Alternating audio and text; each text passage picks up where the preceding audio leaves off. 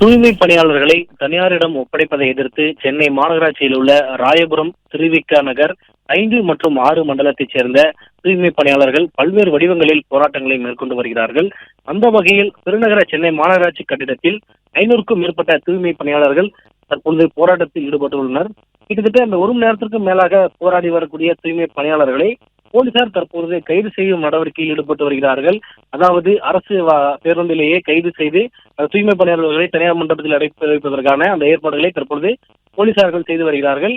கடந்த ஆகஸ்ட் 13ஆம் தேதி நள்ளிரவில் தூய்மை பணியாளர்களை போலீசார் கைது செய்தார்கள். மீண்டும் 100 நாட்களுக்கு கழித்து மீண்டும் அதே இடத்தில் போராட்டம் தீவிரமாக நடத்தி வருகிறார்கள். குறிப்பாக பண்டிகைகளை திறந்து கூட உரிமைகளை மீட்க வேண்டும் என்று தொடர்ந்து இந்த போராட்டத்தில் ஈடுபடுவோம் எனவும் தூய்மை பணியாளர்கள் தெரிவித்து வருகிறார்கள். தற்போது போலீசார் அவர்களை கைது செய்யும் நடவடிக்கையில் ஈடுபட்டு வருகிறார்கள். இன்று காலையில் கூட சென்னை தேனாம்பேட்டையில் இருக்கக்கூடிய திமுக தலைமை அலுவலகத்துக்கு அருகில் போராட்டத்தில் ஈடுபட்ட அந்த தூய்மை பணியாளர்களை போலீசார்கள் கைது செய்தார்கள்.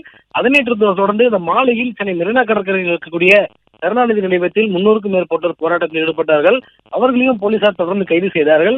அதே போல அந்த அண்ணா சாலையில் இருக்கக்கூடிய அந்த ஓமந்தூரார் மருத்துவமனையிலும் 300க்கும் மேற்பட்டோர் போராட்டத்தில் ஈடுபட்ட பொழுது சாலை மறியலில் ஈடுபட்டார்கள். அப்பொழுதும் அந்த போக்குவரத்து போலீசார்கள் மற்றும் காவலர்கள் இணைந்து அந்த சாலை மறியலில் ஈடுபட்ட தூய்மை பணியாளர்களை கைது செய்தார்கள்.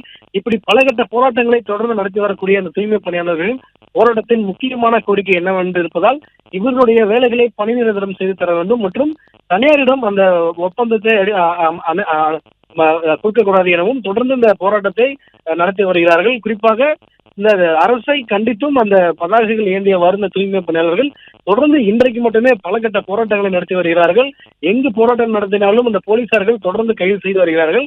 அந்த வகையில் தான் தற்பொழுதும் இந்த ரிப்பன் மாளிகையில் இருக்கக்கூடிய அந்த கட்டிடத்தில் அந்த போராட்டத்தில் ஈடுபட்ட தூய்மை பணியாளர்களை போலீசார்கள் தொடர்ந்து அந்த கைது செய்யும் நடவடிக்கையில் ஈடுபட்டு வருகிறார்கள். தமிழகத்தில் ஆசிரியர்கள், செவிலியர்கள் என பல துறையில் சமீபத்தில் தமிழகத்தில் பல போராட்டங்கள் நடந்து வருகிறது. அவர்களை அழைத்து பேச தெரிந்த அரசுக்கு எங்களை ஒருமுறை கூட அழைத்து பேச இந்த நியாயம் கிடைக்கவில்லை என்றும் அந்த போராட்டத்தை கோரிக்கையாக வைத்து இந்த போராட்டத்தில் ஈடுபடக்கூடிய அந்த தூய்மை பணியாளர்கள் கருத்து தெரிவிக்கிறார்கள். பிளே ஸ்டோர் மற்றும் ஆப் ஸ்டோரில் இருந்து பாலிமர் செயலியை QR கோடு மூலம் பதிவிறக்கம் செய்யுங்கள். செய்திகளை உடனுக்குடன் பெறுங்கள்.